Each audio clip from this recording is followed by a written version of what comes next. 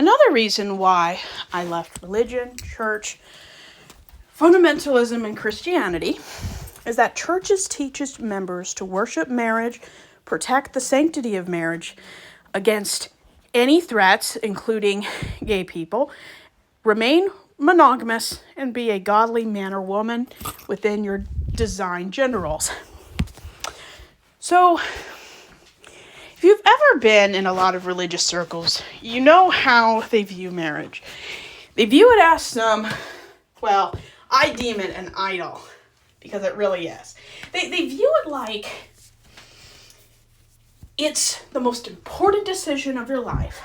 It's the pinnacle event of your life. And if you get it wrong, change your mind, can't commit, you're supposed to do it anyway. This is so dangerous. When you build up something that's just something that some people do, some people don't, some people do it and hate it, you're creating an idol. And yes, if you're not Christian, you probably don't believe in the concept of an idol. But I'm going to use it because it is a secular word. It doesn't have to mean specific, it doesn't have to come from a specific religion. Even though Christians think they monopolized it. Anything can become an idol when you focus so deeply on the validity of something.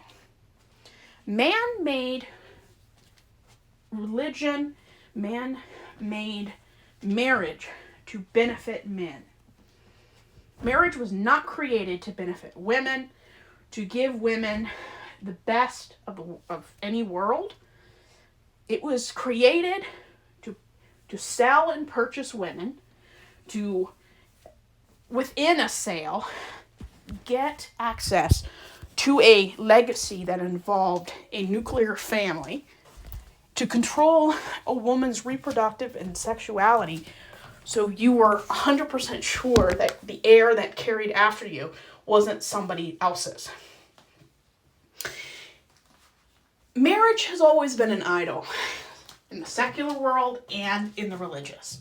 Not just Christianity. I mean, every major world religion worships marriage to the point it's obscene. I mean, for some people I've known and have read on the internet, marriage, traditional relationships, monogamy, the whole 9 yards, picket fence, and Stepford way of life is what they like. There's nothing wrong with that in of itself. There really isn't. Because you can't choose who you like. You can't choose what works for you. Usually, it's a preference when it comes to choosing the kind of marriage you want. It is not a choice who you're attracted to. The whole problem with the straight world is how much value and social status comes from what you wear on your left finger, on the left side of your hand. And I feel so bad for unsuspecting girls, especially, that grow up in an environment where the most important day of her life is when she becomes another man's property. Now, even in 2025, we may not have rules that say, by law, you're a man's property. But the way society and the legal system still views marriage is the ownership of property.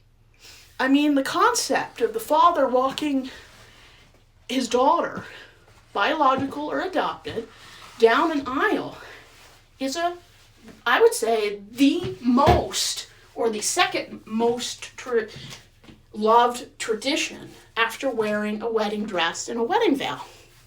It just is. The concept of the father having a role to do in an exciting day of his daughter's life, honestly, I don't see anything wrong with it. There's nothing wrong with your father walking you down the aisle. Because it's a special moment that usually cis heterosexual women stereotypically experience. Even though there's a lot of non-straight people whose father walks them down the aisle. I mean, traditionally, and I don't like tradition, but traditionally it was a cis heterosexual woman being walked down the aisle by her blood-related father. The concept of this goes all the way back, way before Jesus was born.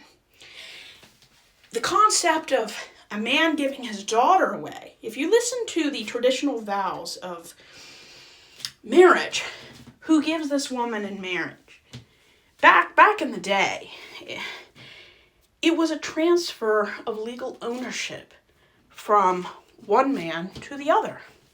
If a man married a woman, as long as she was married to him, he was to legally provide home, food, clothes, and protection.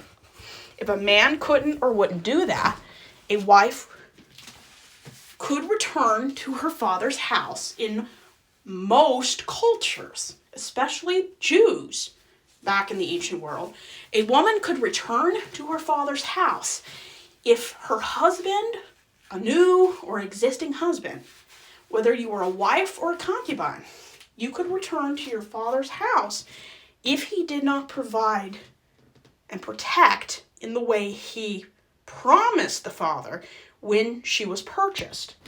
And yes, there was a time where a marriage was needed because men created a social and political climate, an environment where women were not safe without a male guardian.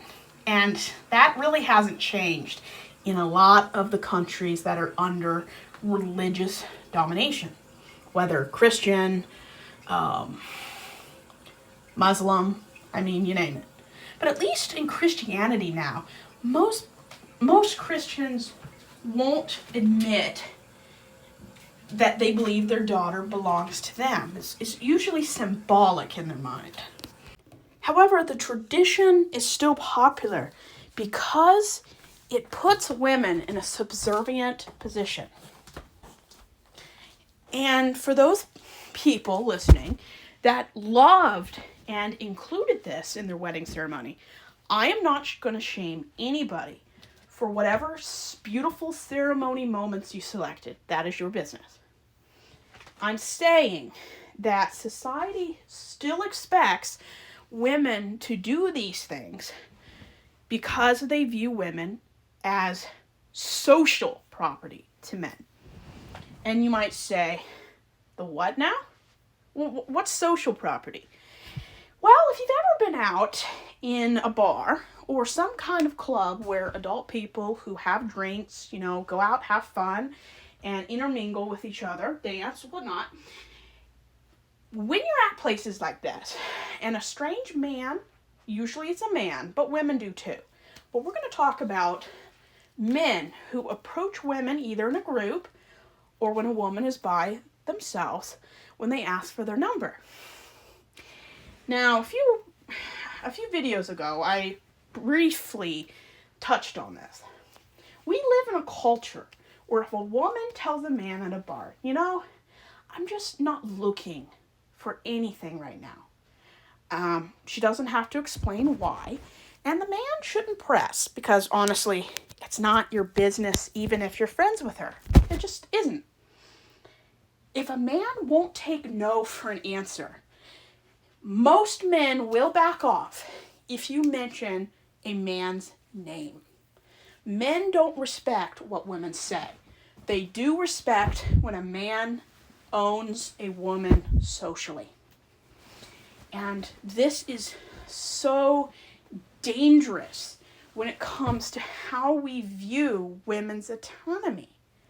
If a man keeps pushing when a woman says no, no, no, no, but backs off when she invokes a man's name, whether it's a real boyfriend, a real husband, or a made-up man's name, why do men only back off, believe what she says, shows the least amount of dignity and respect when a man's name is invoked into the conversation.